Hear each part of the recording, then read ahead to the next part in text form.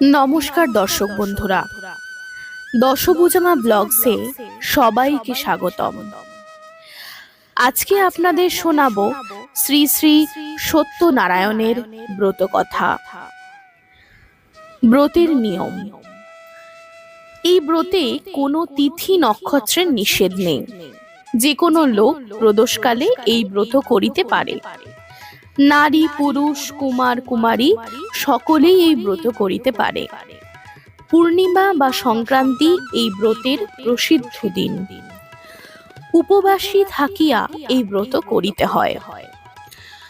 ব্রতের উপকরণ: ঘট, আম্রপল্লব, ডাব বা কলা, গামছা, সিঁদুর, গঙ্গামাটি, ধান, পিঁড়ে বা চৌকি, পাতন বস্ত্র, তীরকাঠি, পান, কলা, সন্দেশ বা বাতাসা, পয়সা, ফুলের মালা, পতাকা, ফুলের তোড়া, ছুরি, তিল, হরিতকি, ফুল, তুলসী, দূর্বা, বেলপাতা, ধূপ, দীপ, পূজার বস্ত্র, গামছা, আসনাঙ্গুরীয়, মধুপর্কের বাটি, দধি, মধু, গব্যঘৃত, সিন্নির সামগ্রী, নানা প্রকার ফলকুচা, নৈবেদ্য, মিষ্টান্ন, দধি, গোময়, গোরচনা, দক্ষিণা।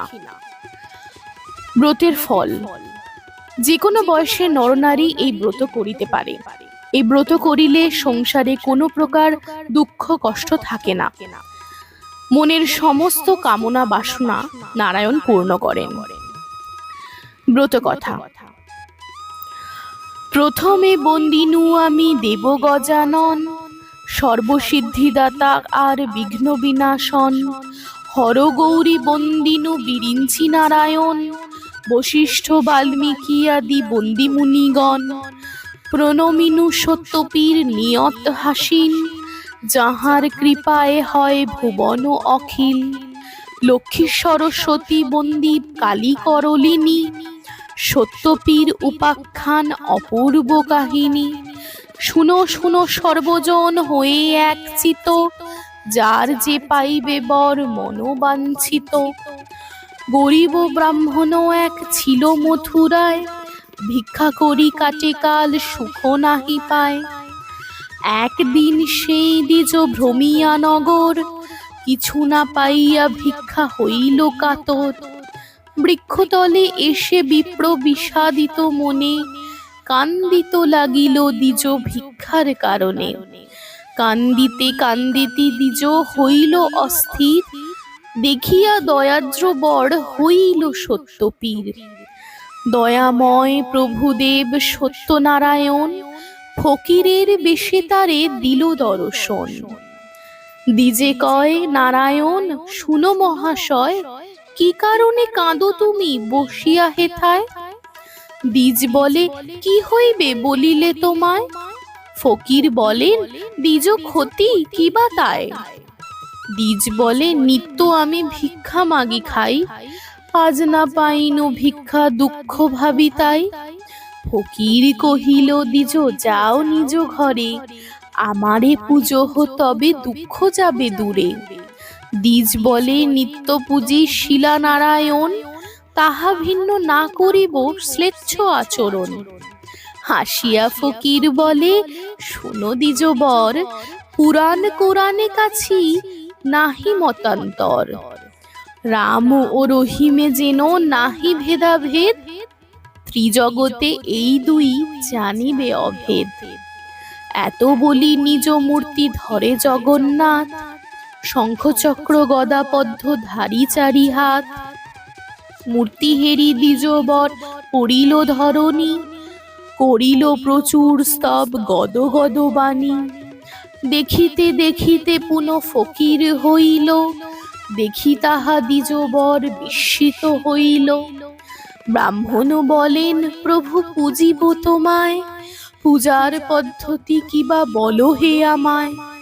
ফকির বলিল, তবে শুনো দ্বিজবর, পূজার পদ্ধতি যথা বলি অতঃপর।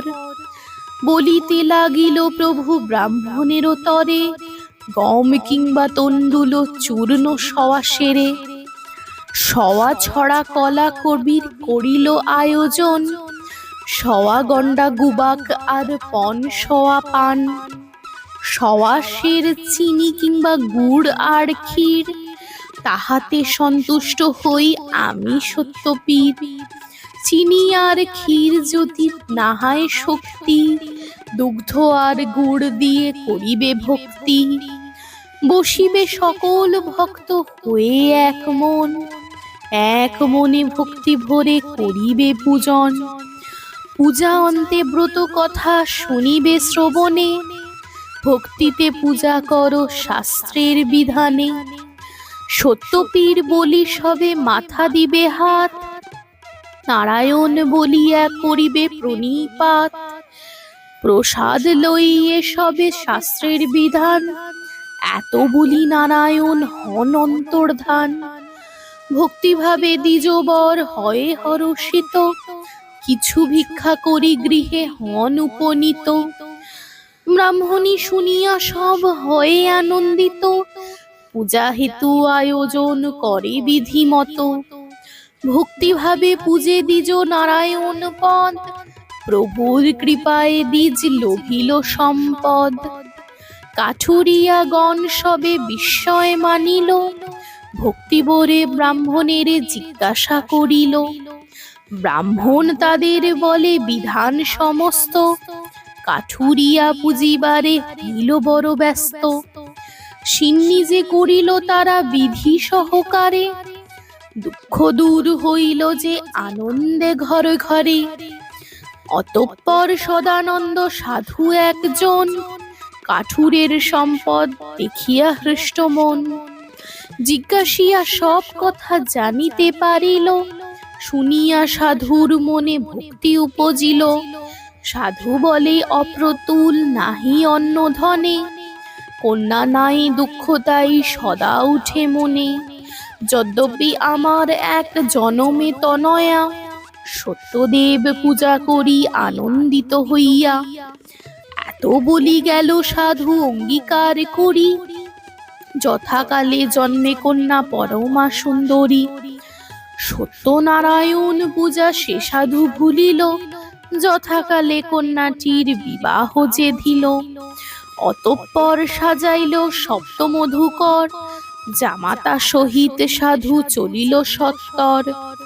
দক্ষিণ পাটনে রাজা নাম কলানিধি, সেই রাজ্যে সদাগর মিলাইল বিধি। রাজা সম্ভাসিয়া তাকে তরণী চাপিয়া, প্রমাদ ঘটিল তার সিন্নি নাহি দিয়া। রাজার ভাণ্ডার মাঝে দহনাদি যাচ্ছিল, রাত্রিতে আসিয়া সাধুর তরি পূর্ণ হল। ছল পেয়ে রাজা তার তরি লুট করে, শ্বশুর জামাতা লয়ে রাখে কারাগারে। রাজা দেশে কোটাল মশানে লয়ে যায়, পাত্র অনুরোধে তারা উভে প্রাণ পায়। কারাগারে বন্দি থাকে শ্বশুর জামাই, কি কহিব উভয়ের দুঃখের সীমা নাই। এখানে সাধুর পত্নী আর তার সুতা, পতির বিলম্ব দেখি মহাশোক যুক্তা। সঙ্গতি বিনষ্ট হইল পড়িল দুঃখেতে, তা সিদ্ধ করিয়া খায় পরের গৃহেতে। একদিন সাধু কন্যা বেড়াইতে গিয়া, আনন্দিত দ্বিজ গৃহে সিন্নি দেখিয়া। সব শুনি কন্যা সেথা মানত করিল, পিতা আর পতি আসে কামনা করিল। শ্বশুর জামাতা যেথা বন্দি কারাগারে, নারায়ণ স্বপ্নে কন সেই নৃপ বরে। শুনো হে মহারাজ আমার বচন, কলিকালে পুজি আমি সত্যনারায়ণ। সদাগর দুইজন শ্বশুর জামাই, বিনা দোষে বন্দি আছে তোমারে জানাই। প্রভাত হইলে তুমি দুই সদাগরে, দশগুণ ধন দিয়া তুষিবে আদরে। এত বলি ধরিলেন আপন মূরতি, স্বপ্ন দেখি চমকিয়া উঠল নৃপতি। মুক্ত করি সদাগরে বহুদিন দিল, তরি পূর্ণ করি রাজা বিদায় করিল।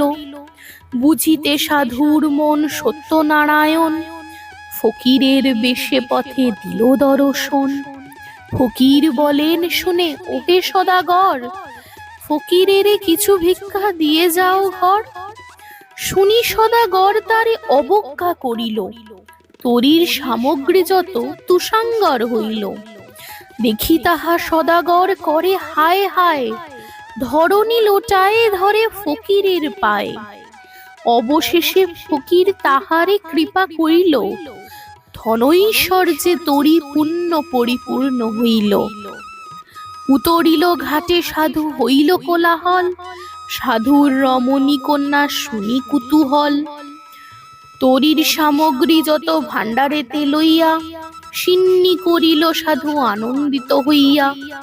সকলে প্রসাদ নিল জোড় করি পানি, প্রসাদ ভূমিতে ফেলে সাধুর নন্দিনী। তাহা দেখে সত্যদেব কুপিত হইল, জামাতা সহিত তরি জলেতে ডুবালো। হাহাকার করে সবই পড়িয়া ভূমেতে, শুনি সাধু কন্যা যায় ডুবিয়া মরিতে।